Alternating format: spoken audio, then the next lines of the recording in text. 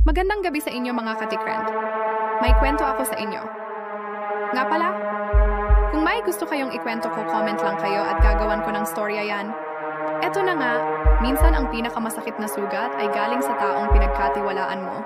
Si Arvin, bukas palad na nagbigay ng tulong sa kaibigang si Joel. Binuksan niya ang kanyang tahanan, hinati ang kanyang pagkain, at itinuring siyang tunay na kapatid. Ngunit sa likod ng meeting iyon, may nakatagong dilim na hindi niya alam. Sa katahimikan ng gabi, habang mahimbing ang tulog ni Arvin, isang anino ang dahan-dahang lumapit. Si Joel may hawak na kutsilyo, pilit itinatago ang inggit sa kanyang puso.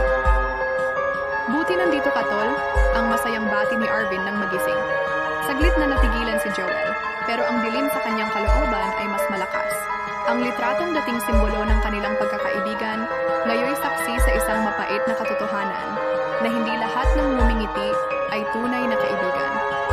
Paalala, huwag kalimutang maging maingat sa pagbibigay ng tiwala. Kung may nakikita kang kakaibang kilos, huwag mag-atubiling humingi ng tulong sa mga kinaukulan. Para sa mas maraming kwentong nagbibigay aral, isubscribe ang aming channel, like and share na rin. Salamat!